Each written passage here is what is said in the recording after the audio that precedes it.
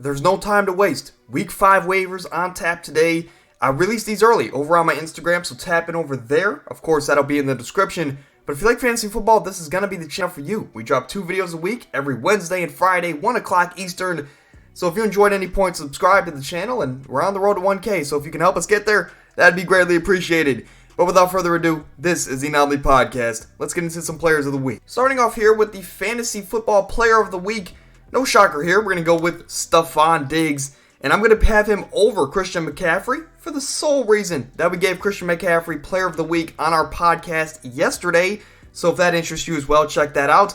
But I'm going to show some love here, at least spread it out to Stefon Diggs. 6 receptions, 120 yards, 3 touchdowns. Of course, 36 fantasy points, number 1 wide receiver on the week. No other player could have been, if it wasn't Christian McCaffrey, than Stefon Diggs. He single-handedly won you your weeks, and shout out to him as he's continuing to catch fire here as we get more into the season. But shout out to Stefon Diggs. Some honorable mentions, though. We have his teammate, Josh Allen, as he was the number 1 quarterback, 330-plus yards, 5 touchdowns, close to 50 points. Josh Allen killed it against the Dolphins. A.J. Brown, the number 1 wide receiver, had 2 back-to-back 30-plus point weeks. He's been killing it, kind of saving me from my offseason prediction for A.J. Brown. The Dallas defense I also want to shed light on. They had 27 fantasy points, 3 points allowed only. 2 sacks, 2 interceptions. They dominated the New England Patriots is an easy way to put it. And finally, a Thursday nighter here, we have David Montgomery, who had 140-plus yards, 3 touchdowns. He was the number 2 back on the week, surprisingly, and he's really making Jahmyr Gibbs look like an afterthought. Montgomery might be the most hated man in fantasy football. But moving over here on the flip side, of course, we showed some love and some flowers to some players we started or we sat on our bench. Now we have to look at some players that we did start, and they slapped us in our face. The guy that we look at the most here is Deebo Samuel. I don't have him in any league, thankfully. But for those who did, I'm sorry for what he did to your team. 3 carries and 6 yards on the ground. 4.6 fantasy points in total. This is a wide receiver, folks, and he had 0 targets for the entirety of the game. And his counterpart, Brandon Ayuk, was coming off an injury. That was his first week back to football. And Deebo Samuel is officially, if it wasn't known before, he's officially the number 2 wide receiver on this San Francisco offense. And he didn't even get a target in last week's game against the Cardinals. So he killed our fantasy teams last week. Hopefully, we don't have to start him in the future, but if you have to, the talent is still there at the bare minimum. Some honorable mentions for the worst player of the week or the letdown of the week. We have Deebo's teammate in George Kittle. 1 reception on, I think, 1 target or a couple targets. Regardless, he only ended with a 1.5 fantasy points. He was the number 45 tight end. In most leagues, that's not even a tight end 3. So this is a George Kittle that was a 4th round pick in your drafts, and he is not even supposed to be rostered with stats like that. But Chris Olave, a guy who I started in a lot of leagues, 5 targets, only 1.2 fantasy points, and he was in the hundredths of wide receivers that played last week. He honestly should have been the selection, but for Deebo not getting a target, that's where he got the selection as the main guy this week. Jordan Addison, another guy I started, 1 target, 0 fantasy points. This is the first week where I have 2 guys on this list. Maybe it's just kind of like a personal thing then.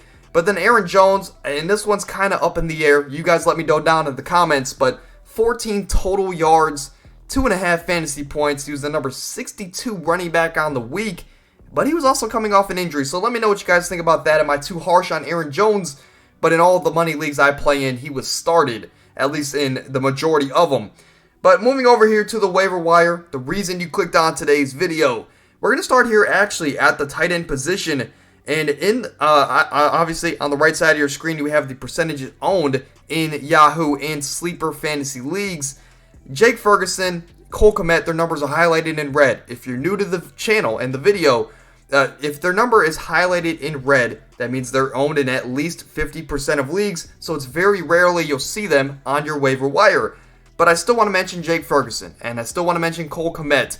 As Ferguson, I've told you guys from week 1, even prior to the season, this is a guy that's going to produce, because that's what Dak does. He produces fantasy relevant tight ends, and Jake Ferguson, I think, is leading the league at that position for red zone targets. He had a really good week last week, I think 10 plus points. Cole Kmet, this is a guy that had 6 targets last week. I think he's averaging around 6 targets a game, which is promising. The only worry here is that this Chicago offense has looked terrible, and it all starts with his quarterback in Justin Fields. But if you believe that last week was a change of pace, if you think that was the turning of the page, if you think this Bears offense can come back to relevancy, then Cole Kmet is going to be a pickup option for you. The guy I want to highlight here is Cade Otton, a guy who plays for the Tampa Bay Bucks, if you didn't know. And he's been quietly a very viable option this season. I think he had 10 points last week. He's been the starter all year. He's had a majority share of targets in this offense, next to Mike Evans and next to Chris Godwin. I guess the worry here is that he might be the third option. He might be the fourth option. There, I guess, going back and forth with Rachaad White. But Cade Otton is a guy that, look, Baker Mayfield loves his tight ends. As a Browns fan, I can speak personally. Baker loves his tight ends, and in the red zone, Cade Otton is the guy he's looking for. So if you're in a bind, if you don't want to start George Kittle again, at this point, why not take a shot on a guy like Cade Otton? If not, just stash him at the end of your bench. Maybe if you have 7 or 8 bench spots, this is a guy you can get and stash at the end of your bench. Luke Musgrave and Gerald Everett, 2 guys that are the tight end ones in their offense. 2 guys that, Gerald Everett, Donald Parham just went down with a wrist injury, so maybe Everett gets some more looks in the red zone. Luke Musgrave had a down week for sure, and I apologize for I told you guys to start him, but Musgrave should bounce back and be a much better tight end in the weeks coming up. But those are the tight ends at the quarterback position. I'm going to start here with C.J. Stroud, a guy who's still not even owned in 50% of leagues. If there's any way you can go out there and still get this guy, go ahead and get C.J. Stroud, a guy who has looked like a top 10 quarterback this year. In all honesty, the Texans are a team that has won 2 straight. They're extremely hot, and they look like they're going to keep winning. They might even challenge for this division. At least that's what it looks like at this point in time. But he is definitely going to be at least worth a backup quarterback on your roster. Sam Howell, Josh Dobbs, 2 other guys here that, are okay options on the waiver wire. But Sam Howell, I guess if you can't get C.J. Stroud, would be my number 1 quarterback pickup of the week, as this is a guy that is going into a bye. So I will let you know that you don't necessarily need to get him this week. But a guy that has looked good. He looked good against the Eagles defense, first off. But overall, aside from week 3, he's looked really good this year as he's pushing the ball down the field. And this is an offense that is passing more than we thought they would coming into the year. Sam Howell's only going to get more comfortable with these talented options around him. So Sam Howell could be a sneaky good backup option if you need a quarterback. Josh Dobbs / Kyler Murray. If you're in a really deep league or super flex league, Josh Dobbs might not be a bad pickup as he's quietly had a okay start to the year. I think he's a top 15 quarterback on the season so far. Kyler Murray, though, if you have an IR spot in your league, why don't you go out there and pick up Kyler Murray? He's only owned in less than 10% of leagues, and you can get him and stash him on your bench because they say he's ahead of his schedule. And when Kyler returns to this offense, Kyler has the ability to break your fantasy team. So at the very worst, pick him up for an IR stash is my point I'm getting here. At the wide receiver position, a guy I want to highlight here is Jameson Williams. Of course, he had a suspension coming into the season for some off-the-field stuff. He just needs to stay out of DraftKings is a good way to put it. But he's only owned in about 32% of Yahoo leagues, and this is a guy that has game-breaking speed. If you haven't watched him, go watch his highlights at Alabama. This is a guy that is dangerous on the football field, and one of the most talented receivers. And unlike the other speedy receivers we have in the NFL, like Tyreek Hill, like other guys, this is a guy that's 6'4". So a 6'4" field stretcher for a Detroit Lions offense that has looked really good this year. Jared Goff has had a career start to the year, and then he gets a great speedy option back that is also 6'4" and can win jump balls. James Williams is a very talented receiver. There's a reason he was so highly coveted coming into the NFL, and he might return in the next couple weeks. So keep an eye out for Jameson Williams. He's a guy I would definitely target in your leagues. Other guys, Michael Wilson had his breakout game last week.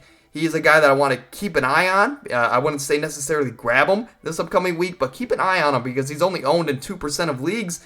And, if you have a deep roster or if you're really in a bind, if you have 2 kickers for whatever reason, take a shot on Michael Wilson. He could sit at the end of your bench, and in 3 weeks, if he doesn't do much, just send him back to the waivers. Some Green Bay wide receivers here, though. Jaden Reed, Romeo Doubs, two guys that Romeo Doubs, of course, owned in more than 50% of leagues.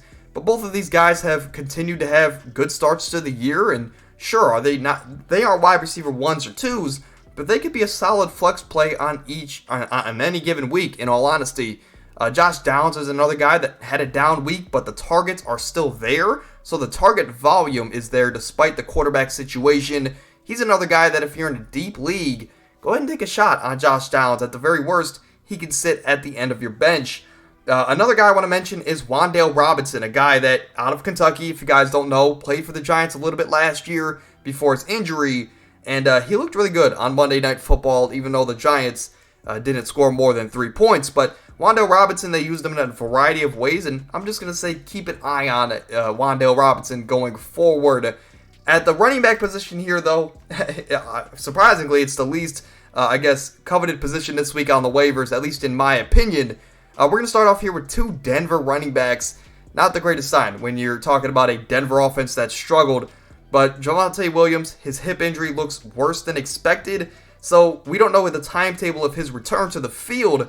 So guys like Samaje Perine or Jaleel McLaughlin, two guys that split the backfield last week. McLaughlin got a majority of the touches, surprisingly. And he looked really good in his touches. So these are two guys that you just want to take a shot on. And I would definitely take a shot on Jaleel McLaughlin over Samaje Perine because, we know what Perine is, right? He's going to catch a couple passes, get you 8 to 10 fantasy points and call it a day. McLaughlin has more potential, I would say, at this point to, turn into that next Puka. Of course, not to that level, but to a running back that could, be the number one for this team until Javonte comes back. Regardless, I wouldn't spend much of your fab on either of these running backs because when Javonte is back in town, he's going to be the workhorse running back. Justice Hill is a guy that we could look at for Baltimore as he is owned in about 35% of leagues, but last week he had a 50 or 60 yard play that was called back due to a holding. So that's a guy that didn't have a good game last week statistically, but he got the touches, and if you had that 60, 70 yards that he could have had on his stat line, I think more people are craving to get him in this week's waiver wire. And then Chuba Hubbard could be the starting back there as Miles Sanders continues to rehab from this injury, as Miles Sanders forced himself to play last week and didn't look the greatest, in all honesty. And finally here, Jeff Wilson, a guy I want to mention as he's set to return here in 2 to 3 weeks, and I just want to remind you guys that when Jeff Wilson was traded to Miami last year from San Fran, he was the number one running back. And there was a stretch of time before the playoffs last year where people wanted Jeff Wilson to start in their lineups, myself included. And, when he comes back, there's just no telling who the starter will be or if it will really be just a committee between Devon Achane, Mostert, and Jeff Wilson. But if Jeff Wilson comes back in, let's say, 2 or 3 weeks into getting back into game shape, if he's the workhorse running back yet again, this is a guy that's sitting on your waivers right now, and he could be the starting running back in the most high-powered offense in the NFL.